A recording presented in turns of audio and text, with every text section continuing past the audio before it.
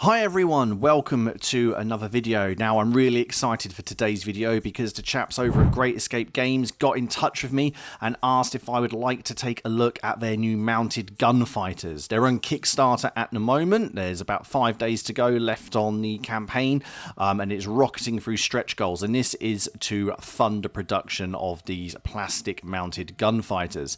Now those of you who have watched the channel for a while will know that I do enjoy Dead Man's Hand, and after sort of mass battles, it's probably my favourite skirmish game because it's a western and I love westerns. So I said yes, and they sent these sprues over for me to take a look at, paint up, do what I want with, and let you guys know what I think. Now there's still plenty of time to back the campaign over on Kickstarter, and there's links to the Kickstarter down below, as well as links to the Great Escape Games website where you can find all manner of Dead Man's Hand stuff, including the rulebooks and the various sets. Now, Great Escape Games sent me over enough pieces to make 5 mounted gunfighters, but when you get your actual box, you'll have enough stuff in there to make 10. So you'll get 2 frames of these horses here. Now, I'm going to have a look at the sprues, but I'm not going to spend ages going through them because if you want to see them, go and have a look on Kickstarter. The manufacturer has put on loads of really nice close-ups of the sprues, but as you can see on here, the horses are really quite nice. They're really sort of animated, slightly different sculpts from what you're used to seeing in maybe other plastic sets, and as you can see there's quite a lot of accessories that you can stick on them, like saddlebags and bedrolls and satchels and all sorts of other things, so you can really sort of, you know, build them up. And when you have a look at the cowboys as well, you'll see there's some bags and other things on there, so you can really make them look like they've robbed a bank or, you know, something like that. Now the cowboys themselves, as you can see, come with a number of heads and arms. Now the heads here are more or less the same as the heads you get in the gunfighter set, so the foot set, if you like, and that means that you can make mounted versions of the dismounted models that you already have. Now I don't particularly care. I'm just going to build up models that I think look cool, and I have models that are armed a certain way, and you know, I'm quite capable in the game of saying, oh, this guy is now this one on a mounted model. I just like making nice looking models, and there's quite a lot of things on here to really make your models stand out, such as lassos. You've got shotguns that are raised in the air, and you've also got a lot of rifles that are sort of stashed away.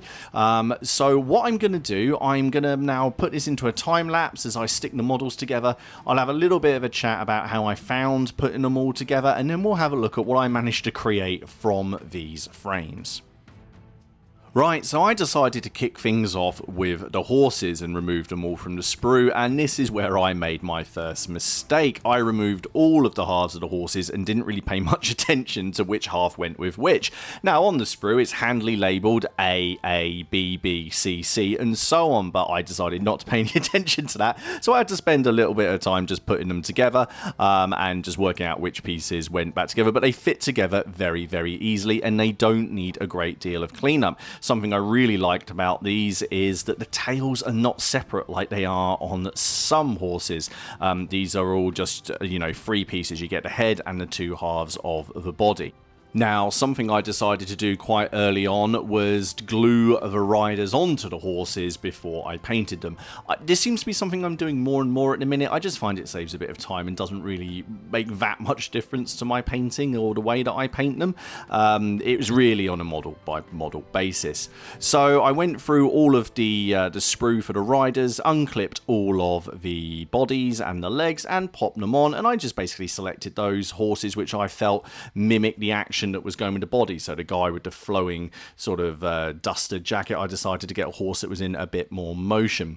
Now all of the pieces came away from the sprue nice and easily, and there was minimal cleanup required, and the cleanup that I did have to do was nice and easy. I did find myself a bit spoiled for choice. I've got a lot of spares, but that's only a good thing, and when you've got the full box you're going to be able to make some really, really diverse riders. You won't have 2 guys that look the same at all. I decided to go for, shall we say, a couple of more dynamic or extravagant poses, and then the other ones I just really wanted to paint up some guys like I see in the westerns that I watch, and here you can see what I came up with. Now, the models on the turntable at the moment, I just decided to show you sort of how they look just after sticking them together. I will be taking these away and undercoating them in a minute. As you can see, I've decided to use the big sort of duster jacket with the guy with a top hat. I also gave him a repeater and a pistol. We've also got the guy with the lasso, and I tried to make sure that the horse that he was on was sort of jumping forward. This one coming around now is the first one that I stuck together, and he's just in a very traditional sort of pointing his pistol at someone while holding a bag of swag. Now, this one with the shotgun is one of my favorites. You could argue that the pose is a little bit, monopose a little bit dull, but I just think it's quite a sort of iconic look. And then the last one, we have a guy who is firing his repeater from horseback.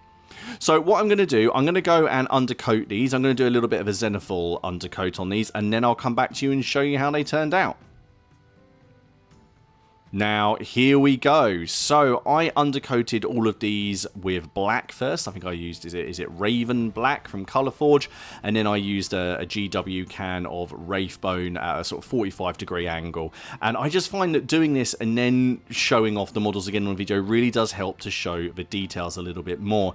And here you can see those details, and they are really very nice. Something I've been very impressed with is the details on the things like the reins and the manes on the horses. The relief on these details is a little bit more stark than on other horse models that I've seen, which sometimes the details can be a little bit flat, and sometimes you can have a bit of a problem, or I can have a bit of a problem, picking up things like the reins.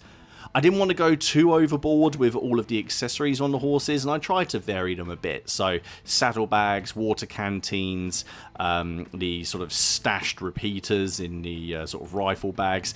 I just didn't want to overdo it, but you know, I still wanted them on there. As you can see, the poses work very, very well. As far as I can tell, I got all the right arms and legs together. I don't think I've screwed anything up there, but once I painted them and shown them off, I'm sure if I have made any mistakes, somebody will tell me. Now, I am going to be sort of painting these up in sort of traditional sort of Western colours. I don't think I'm going to do anything too mad, although this chap here I'm very tempted to do in a sort of a pale coat. One of my favourite Westerns is Pale Rider, and I really like the look of the Pinkertons who turn up at the end of the film, and so I might try and mimic that here. The top hat I just thought looked like a lot of fun. Now, over here with this guy and the little sort of bowler hat, it reminded me of Open Range, and that's another film I really enjoy.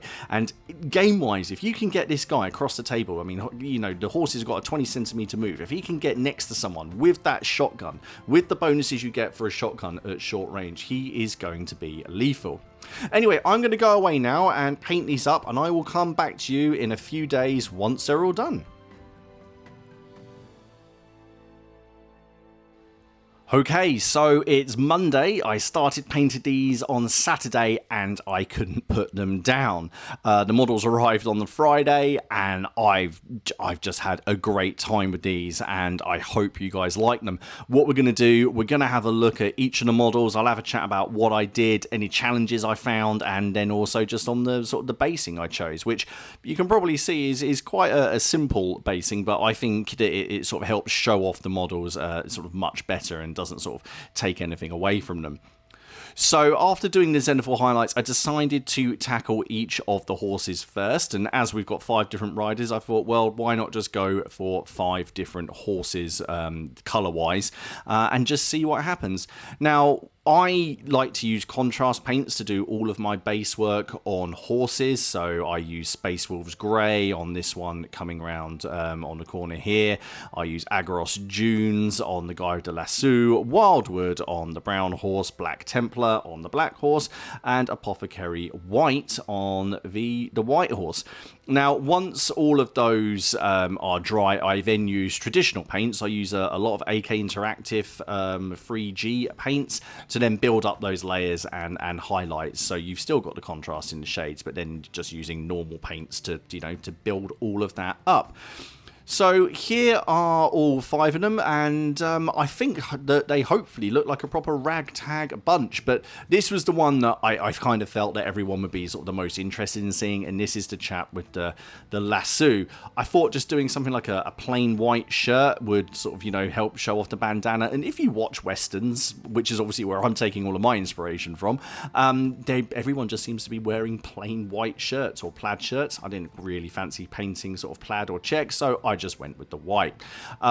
It really was straightforward to paint. The details are really well sculpted, and when you put the paint on, the washes will stay in those recesses. The detail, I can't really sort of stress enough how sort of well engineered the detail is. Now, this guy, on the other hand, I had some issues with. Now, I had an issue with the head on this chap. I found a couple of these details to just be quite hard to get to. Now, if I had painted the head separately, or I painted the rider separately, I think maybe I'd have had an easier time of it. So, I don't quite know why that is, but the face didn't quite come out as well as I wanted it to, and eventually I sort of just gave up with him and decided, because he had the wide-brimmed hat, you wouldn't see. Now, this is my personal favourite. This is one I was talking about. I wanted him to look like maybe he killed a Pinkerton and taken his jacket. I decided to say, you know, give him the look of like, you know, an old gunfighter who's been at it for many years, and he's doing a one-handed shot with his repeater, but he has got his 6-shooter down by his side as well. I felt that doing the black horse sort of helped show the jacket off well, and then using weathering pigments, which is what I use on the bases. So actually, talking about the bases, I use a basing paste on here, and then I smush 3 different color pigments onto it. That creates this kind of nice mix, and then while that's sort of still, you know, unfixed, I use that across the bottoms of the shoes and the bottoms of the coats and the legs of the horses. This may be one of my favourite heads that are on there, and he's sporting some serious facial hair, which is always great fun to paint. The saddlebags and that, I think I got them in the right places. I mean, I think from 3 foot away on a table, it's not going to matter, but I'm sure there'll be some people out there who can tell me if I should have raised them up a little bit. The guy who's just shooting his repeater from the back of his horse, what more can I say? I just wanted to basically just mix the colours up as much as possible. These guys will be making their way onto the tabletop very soon. Now, as far as these models act in the game, it takes a single action to mount or dismount a horse. When a horse moves, you can go 20 centimeters instead of 10, but when you're shooting from the back of the horse, you always suffer -1. But it means you are going to get into point blank range with your weapons a lot quicker, so you are going to get those bonuses. So if you can get your pistol armed models or your shotgun armed models next to someone, you're kind of sacrificing, if you like, 1 pip of trying to hit someone to, you know, get across the table quite quickly. There are rules for lassos, and they look like a lot of fun. So I'm hoping to have a game really soon with these, and we'll mix them up in the gangs and just show you how they work. Anyway, there we go. That's a look at the new set. Now, overall, I am impressed. I think these are very cool and a good continuation of the standard of plastic kit that we've seen Great Escape produce. But what do you guys think? Are you tempted to go back to Kickstarter? As I say, the links are all down below. If you've already got a gang, these make a great addition to that. And, you know, if you're umming and ahhing, you could always go in with a mate and then split the box between you. Anyway, I hope you enjoyed this video. Stay tuned for some photos at the end as always, and then I'll be back again soon with another video and probably a Dead Man's Hand battle report showing how these guys can really run amok through a town. I'll see you soon.